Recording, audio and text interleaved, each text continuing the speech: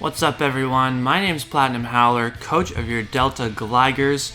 Today I am bringing you the Week 1 match of the NCL Season 7 Zebstrika Division.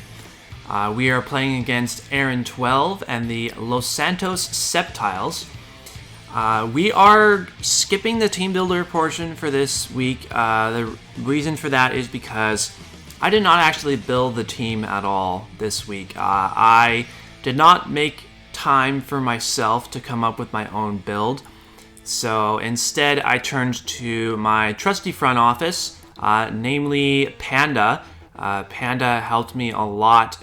He basically came up with the entire team for me this week, and I just changed like maybe one or two moves.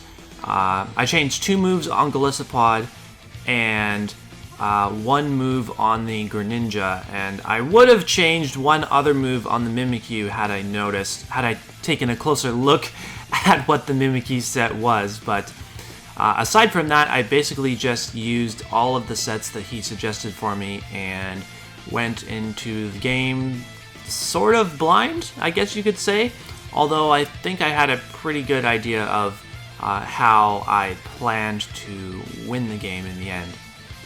So if you have any questions about any of the sets that I brought to this game, make sure to leave them down in the comments below, and I will make sure that Panda is an active responder, or like if I get comments directed towards the build, I will make sure that Panda sees them and responds to them, so he can give his response. And if I can respond to them too, like I can respond to most of them, but some questions might be better directed towards Panda than me for this week. But so with that in mind, I'm going to make sure that I double down on explaining plays and making sure that I cover the battle portion of this week's matchup as well as I possibly can. So without further ado, let's start the game. I'm going to choose to lead with my Victini, and there's really only one reason for that. It's because Galarian Darmanitan, that big white behemoth with a massive snowball on its head, is a huge threat. It very commonly runs Choice Scarf. Its ability, its most common ability at least, locks it into using one move the entire time that it is on the field.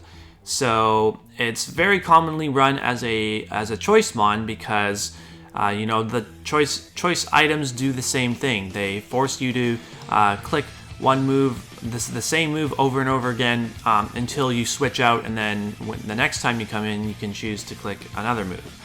So it's very commonly run as Choice Scarf, which makes it very fast as well as extremely powerful.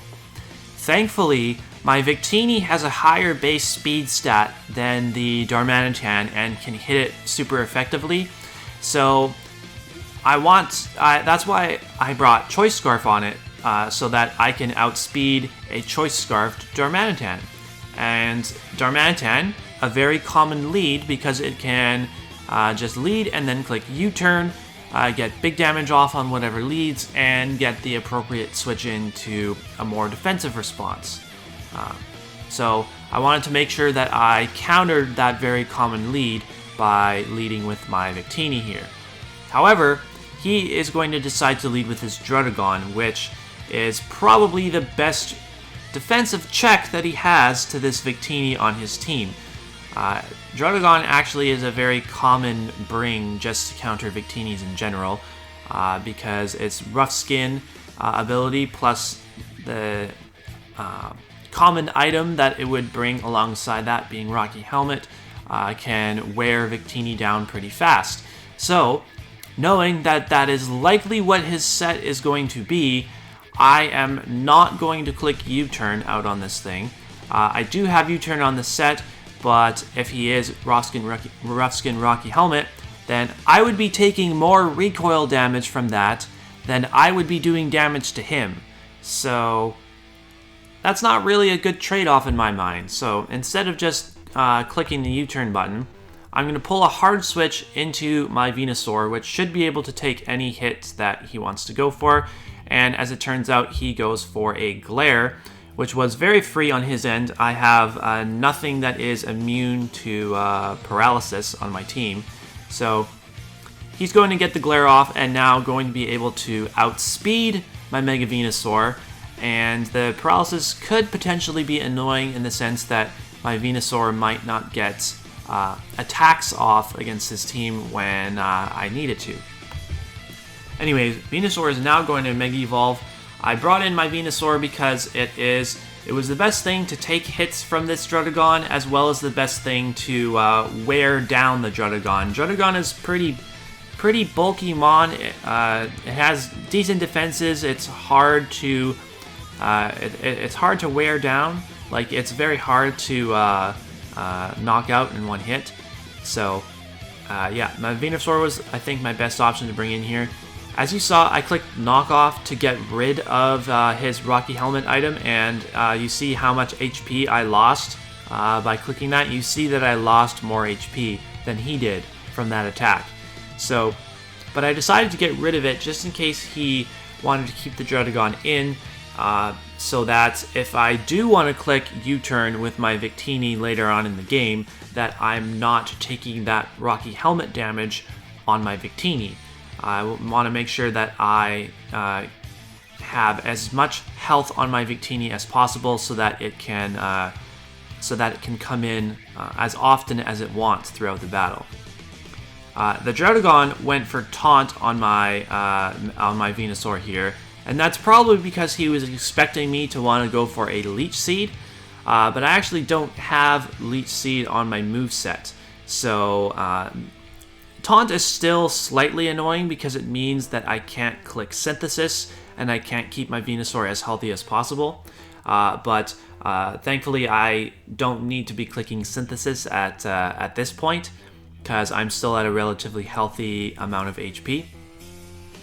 So next on this turn, I assume he is going to set up his Stealth Rocks, which is going to chip down a good portion of my team very often. So I get some good damage off against him with Sludge Bomb, and I get a lucky Poison as well, which has a 30% chance of occurring. And as you see, at the end of the turn, he lost an extra 12% of his HP due to the Poison, which is really helpful in chipping this thing down, because, you know, as I mentioned, it's not a very easy Pokemon to chip down. So the Poison there was definitely very lucky, and it will come into play later on in the game. On this turn, however, I don't think that he wants to leave the Druddigon in against my Venusaur. I don't think, now that he's paralyzed me, he's got his rocks up, I think he's going to want to preserve it to switch it in to other members of my team later on in the game. So I am also going to switch out my Venusaur, expecting him to bring in this Silvally, actually. Silvally is a weird Pokemon to go up against because it can be any type. But looking at his team, there's not much he wants to switch into Venusaur once it gets in. Like, the Raikou has a very hard time dealing big damage to it, and the Darmanitan can deal damage to it, but it doesn't like taking attacks. Its defenses aren't very good. So I wanted to get Venusaur out of there. Just because it was taunted, it couldn't keep itself healthy enough to switch into things later on in the game. So I wanted to switch into something that would give me a better matchup against whatever he was going to bring in. So it is the Silvally, and he clicks Parting Shot to lower my attack and get a switch into anything he wants at the same time. So here's where the Poison comes in, is I clicked Liquidation just to get it would deal the most damage to the Silvally that was in front of me. Druddigon actually resists that hit, so it lives it very easily, but he's going to take even more chip from the Poison to put him in range to die from this subsequent Aqua Jet. If I did not get that lucky Poison with my Mega Venusaur, I would not have been able to knock him out there, and I wouldn't have been in as good of a position as I am now. So he brings in Mega Blastoise after the Druddigon goes down, clicks Dark Pulse, and brings my Golisopod below 50%. And because of Golisopod's ability, that means that I am now forced to switch out, and I actually don't get any damage off on this turn. Just in case he had something like Substitute on his set though, I did go for a Leech Life instead of getting a little bit of Aqua Jet priority damage off against him. Because if he had Substitute, then this Blastoise could have been a huge threat. It would have been able to take any one hit from anything on my team, and it can get free damage off against whatever's sitting in front of it. So I had to go for Leech Life to make sure that it didn't hide behind that Substitute. I don't think I explained that very well, so if anyone's confused, that's a perfect time to leave a comment down below. So, Mega Venusaur would normally be weak to Ice Beam, but because of its ability Thick Fat, it eats that Ice Beam very, very easily, and I'm going to be able to click Synthesis now and recover a whole bunch of my HP. So going for Ice Beam there probably was not a very smart play on Aaron's part. I think he should have gone for Dark Pulse, which was the same move that he clicked the turn before. Dark Pulse has a 20% chance to flinch a target and prevent it from attacking that turn. And if you pair that with the chance that my Venusaur has to get paralyzed, then there's a pretty good chance that he could just flinch down my Venusaur without giving it a chance to attack at all and be able to get rid of it and be able to get rid of my main check to this Blastoise. So that's why I clicked Synthesis, to make sure that I kept myself as healthy as possible, because me being paralyzed, I don't want to, I want to make sure that I'm healthy as possible so that I don't get flinched down slash para-hacked down by this Blastoise. Trying to minimize the opportunity for myself to lose the game due to some bad luck, is basically what I'm trying to say. I could have clicked Giga Drain and got some damage off against the Blastoise and also recovered some HP in the process, but just in case he switched out into something like the Silvally, which wouldn't have taken very much damage from Giga Drain, and at the same time I wouldn't have recovered nearly as much HP. That's why I clicked Synthesis, just to cover all of my bases. So now I'm going to click Giga Drain just because I'm healthy enough, and if he decides to stay in and Dark Pulse me, then I can recover all that damage off. But he does make the switch into the Silvally this time. I'm going to bring in my Victini here, just because I still don't know the Silvally's full moveset. If he is like a Swords Dance set to boost his attack and then get lots of damage off with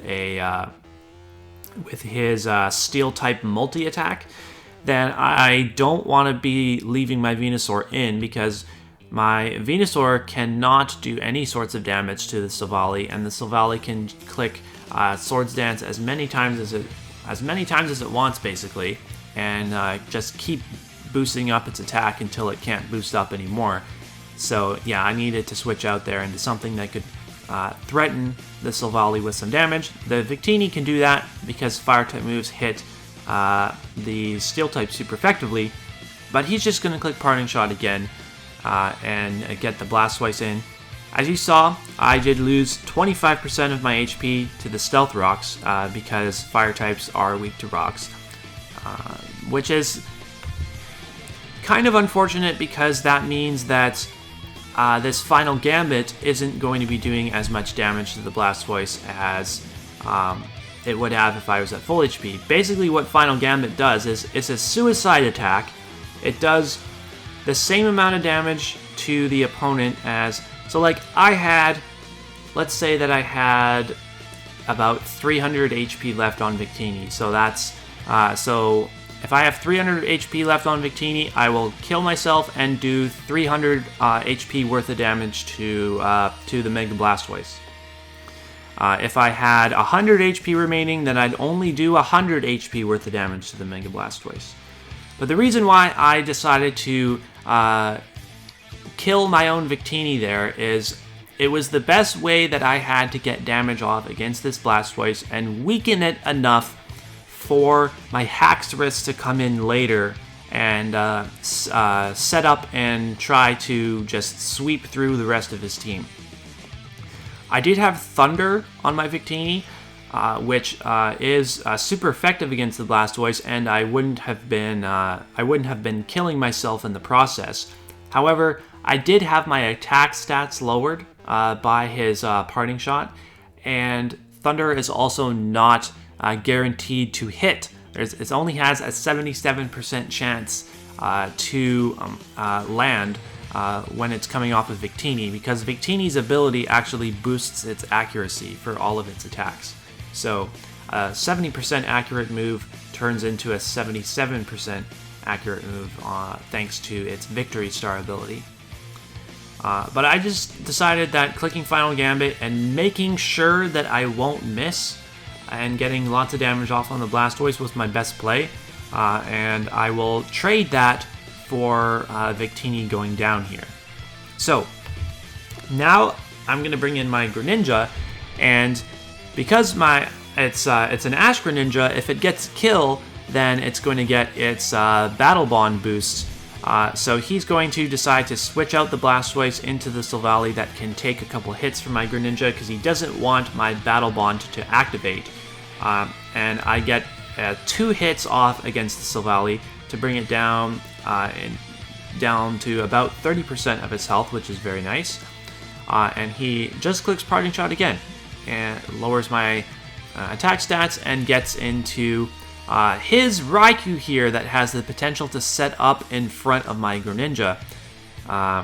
Thankfully, Greninja is faster than Raikou. Raikou pretty fast at base 115 speed, but Greninja is even faster than that. I do not think that he is going to be Scarfed. I don't think that he's going to be able to bring a Scarf like I was maybe anticipating on the Darmanitan. So I do just click U-turn just to get a little bit of damage off against him. And I don't know what kind of Raikou set this is before I switch in my Mega Venusaur. If he has a Volt Switch, then he can click that very freely and get a free switch into anything else on his team that he wants.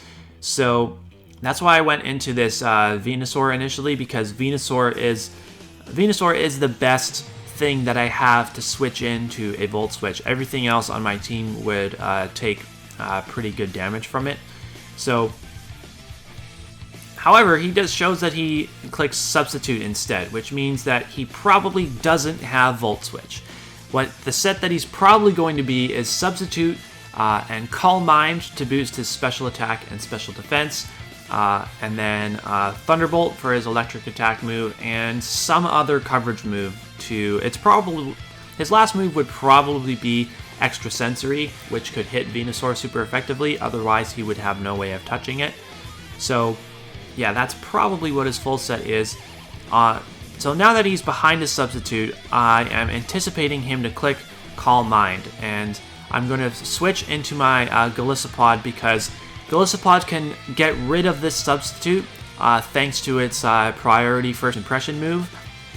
And I think that Aaron should have clicked Substitute again here. If he clicked Substitute again, anticipating me to attack the Substitute and get rid of it, he could have clicked Substitute again, and I would not have been able to click First Impression again on the following turn. First Impression only does damage on the first turn that Golisopod hits the field. So if he had clicked Substitute again, and then my Aqua Jet wasn't strong enough to break the second Substitute that he sets up, then he does actually end this exchange, still behind a Substitute and still being able to take any hit from anything on my team. So I think that was a bit of a misplay. I think he could have thought that through a little bit more, but I got what I wanted out of this exchange, a Raikou that's not in front of a Substitute, because I can now bring in my Haxorus, which I mentioned earlier in the game was the way that I was planning on winning. If I can set up a Dragon Dance, I can outspeed everything on his team and hit everything extremely hard. So Dragon Dance is going to boost my attack and my speed at the same time. So I will now be faster than this Raikou on the next turn. Raikou is a good option to set up on because his electric type moves are resisted by dragon types. So as you saw, actually, if not for me resisting that Thunderbolt, I would have actually died to that hit. But thankfully, I know that Haxorus can take any one attack that this Raikou wants to go for. And even if he got a lucky 10% paralysis on me with that Thunderbolt, I am holding a Lumberry, so I would have been able to eat it up and cure that paralysis instantly. Anyways, now that I am set up, I'm going to click Earthquake, which is super effective against this Raikou and going to eliminate it just like that. The only thing that he can bring in that has a chance to take a hit from my Haxorus is going to be this Darmanitan. And honestly, had I built this team myself, I probably would have tried to fit Stealth Rocks or some sort of hazard onto the team, because as you're gonna see, this Darmanitan survives my Dragon Claw and is going to be able to knock me out with the U-turn. So if I had something like Spikes on my Greninja or Spikes on my Golisopod, they both can learn Spikes, or Stealth Rocks anywhere else, like with, I could have brought Stealth Rocks on a Bronzong, on a Donphan, on a Wigglytuff, neither of which I actually brought to this game. That Darmanitan would have lost a little tiny bit of its HP, and it would have died to that Dragon Claw, and then every single other Pokemon on his team would have died also. And I would have won this game. I would have won this game 4-0, and Haxorus would have picked up 5 kills. And the game would have just been over right then and there. But unfortunately, we didn't fit any hazards on the team, so the fact that his Darmanitan lives means this game is most definitely not over, because my Haxorus is now dead. He's going to U-turn out into Silvally. The only thing that I can bring in here to deal damage to the Silvally is the Greninja, and I get a critical hit there to knock out his Silvally. Now, the first 2 attacks that I went for against Silvally, the first Dark Pulse did 31%, the second one did 29%. So those are what you call damage rolls. The attacks aren't going to do the exact same number of damage every single time. There is a range of HP that the Pokemon will lose. There are 16 possible amounts of damage that you can do to the opponent every single time. Sometimes a Dark Pulse might do a little bit more, the next time it might do a little bit less. So I had a chance to kill him even without the crit there, but if I got another lower damage roll like I did with the 29% hit, then he actually would have been able to survive there and get possibly just click Parting Shot again into something like the Rotom. Yeah, that's the Rotom, I think, is the only thing he would have gone into. Maybe the Mega Blastoise. Or he could have just gone for damage against this Greninja if he had a super effective attack for it, like U-turn or Thunderbolt or something like that. Then maybe he would have been able to knock me out. But either way, the Silvally is now down, and because Greninja gets a kill, Battle Bond activates, and we turn into Ash-Greninja. Now, I don't actually have Surf on this moveset, or my only Water-type move is Water Shuriken, which is not going to be powerful enough to knock this Rotom out from full HP. So I decided to switch out into my Mega Venusaur, because I can take Electric-type moves from this Rotom no problem. He just clicks Volt Switch. I was thinking, maybe if he is a Scarfed Rotom, if he's more offensive, that he clicks Thunderbolt, and I can get this Venusaur in to get some damage off against the Rotom, possibly. But instead, he just Volt Switches out into the Darmanitan and clicks that very powerful Icicle Crash, and wipes out my Mega Venusaur. Now, if I had been more physically defense invested, I might have been able to take that hit. It says it was super effective, but as I mentioned before, because of thick fat, it's really not super effective. It just deals regular damage. So yeah, that's how strong Darmanitan is with its Guerrilla Tactics ability, and it appears to be holding a Choice Band as well. So it's just extremely, extremely powerful. There's very, very few Pokemon that exist that can live a hit from a Choice Banded Galarian Darmanitan. So now I'm going to bring in my Greninja. I know this Darmanitan is at a very low amount of HP. I can click Water Shuriken to knock it out, because Water Shuriken always moves first. It is a priority move, so and it always hits 3 times as well. He can bring in the Blastoise, which takes very little damage from the Water Shuriken, but because I outspeed him, I can just hit him with another attack on the very next turn to knock him out, so that's no big deal. Now this Rotom here. This Rotom's going to come in. It's the only thing that can take a Water Shuriken. You know, Darmanitan would die at this point, so he has to bring it in.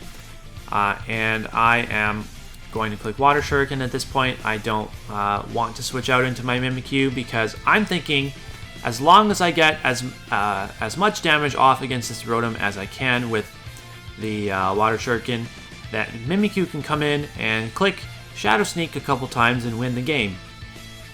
However, my Mimikyu does not have Shadow Sneak. I really wanted, if I could have changed this Mimikyu setup a little bit, I would have got rid of Substitute and put Shadow Sneak on there, but to be honest, I just didn't look closely enough at the set, and I didn't notice that I didn't have Shadow Sneak. I thought that I did. I was playing the end of the game just assuming that I could bring Shadow Sneak Mimikyu in to win the game, but it's actually going to work out fine for me that I don't have Shadow Sneak, because the Darmanitan is Choice Banded and not Choice Scarfed.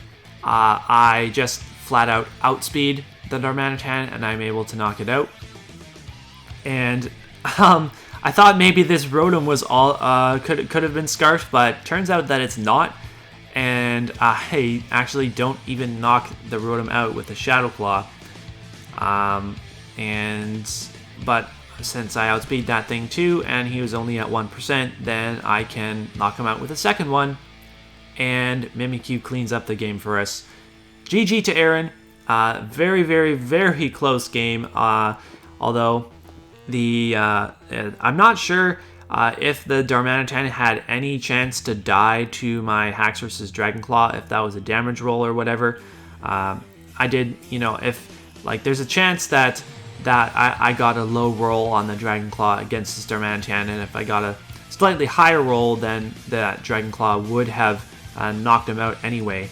But it all worked out. We got the win. We didn't get as much differential as maybe we would have liked to get. If we had, we get rewarded much more for keeping 4 of our Pokemon alive as opposed to keeping 1 of our Pokemon alive. But either way, I'm still very happy with the win. The other thing I should mention about the Haxorus set going up against his Galarian Darmanitan is I had Protect on the Haxorus set, and that was because he has another Pokemon on his team called Durant that also can use the move First Impression. So if I click Protect on the first turn that a Durant comes in, then I will not take any damage from it, and he can't click First Impression again. So I can guarantee outspeed the Durant on the following turn as long as I've got my Dragon Dance up and try to eliminate that thing. So that's why I had Protect. However, I could have potentially switched that up and ran Close Combat on my Haxorus. That would have been super effective against this Galarian Darmanitan, and definitely knocked that thing out. Actually, Close Combat would have done twice as much damage to him as the Dragon Claw did. So it could have had a chance to KO 2 Galarian Dormanish hands at the same time. So, yeah. GG to Aaron once again. That's going to be it for this video. If you have any questions, make sure to leave them down in the comments below. Also, don't forget to leave a like and subscribe to the channel. Week 2, I will have a team builder at the beginning of the video explaining why I brought some of the sets that I did. I put a little bit more effort myself into the team build for the Week 2 game than I did for this game. So, yeah, that'll be up next Wednesday against Magic Blades and his New York Meloettas. So, stay tuned for that one. We'll see you next week.